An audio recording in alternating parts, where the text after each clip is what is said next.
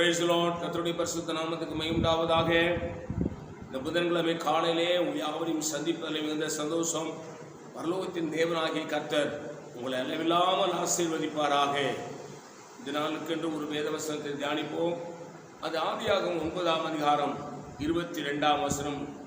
அப்பொழுது கானானுக்கு தகப்பனாகி காம் தன் தகப்பனுடைய நிர்வாணத்தை கண்டு வெளியிலிருந்து தன் சகோதரர் இருவருக்கும் அறிவித்தான்.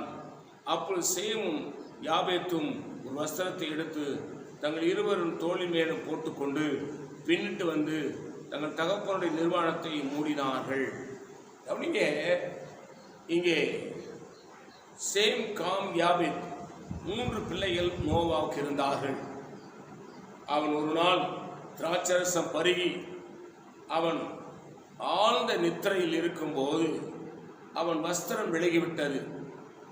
இதை காம் என்கிறவன் அதை கண்டு தன் சகோதரருக்கு அறிவிக்கிறான். ஆனால் அங்கே அடுத்த வசனம் சொல்லுது, அந்த 22ல் கவனிங்க.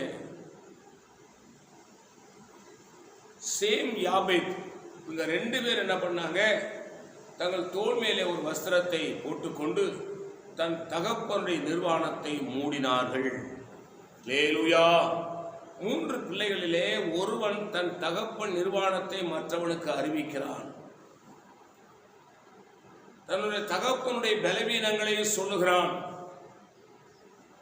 தகப்பனுடைய தவறுகளை அநேகருக்கு சொல்லி தகப்பனுக்கு அவமானத்தை, நிந்தையையும் கஷ்டத்தையும் கொண்டு வருகிறான். ஆனால் 2 பிள்ளைகள் தன் தகப்பனுடைய நிர்வாணத்தை பார்க்காமல் தன் தோளி மேலே துணியை போட்டு கொண்டு வந்து தகப்பனுடைய நிர்வாணத்தை மூடினார்கள்.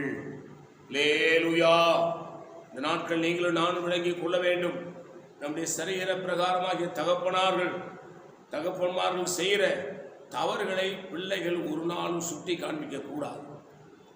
பிள்ளைகள் தவறுகளை அதற்காக நல்ல பிள்ளைகள் ஜெபிக்க வேண்டும்.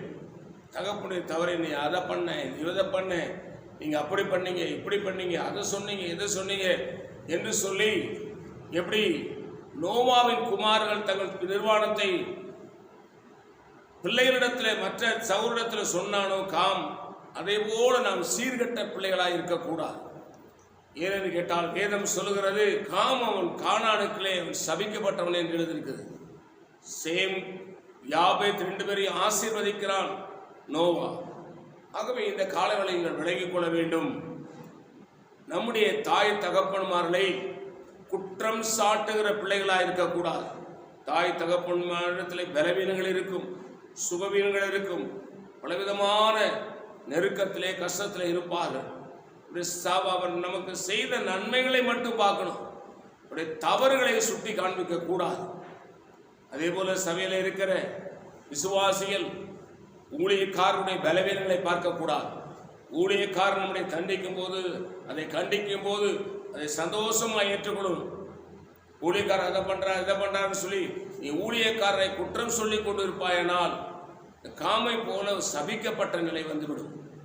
ஆகவே நீங்களும் நானும் தேவ சமூகத்தில் நின்று ஆண்டவருக்கு பிரியமாய் இருக்க வேண்டுமானால் தாய் தகப்பனை கனமனவர்களாக இருக்க வேண்டும்.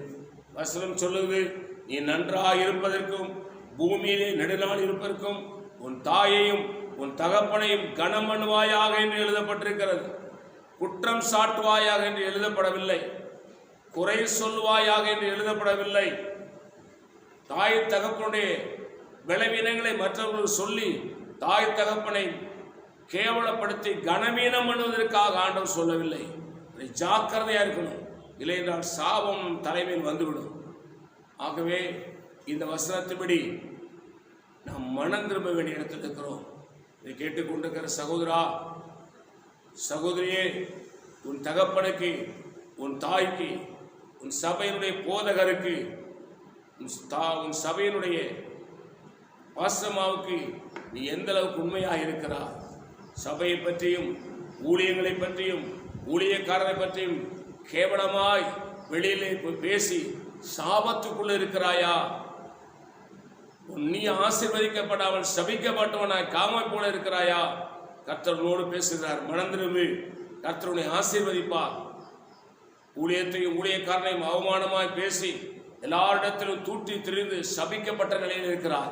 கர்த்தர் சொல்றாரு, நீ மனம் திரும்பினால் ஆசீர்வதிக்கப்படுவார்.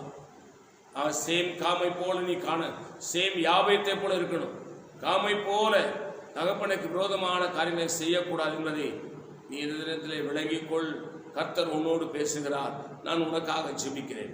பரிசுத்த பிதாவே, கர்த்தராகிய இயேசு கிறிஸ்து நாமத்தில் ஜெபிக்கிறோம். எங்களோடு என்னோடு பேசின நல்ல வார்த்தைகளுக்காய் ஸ்தோத்திரம்.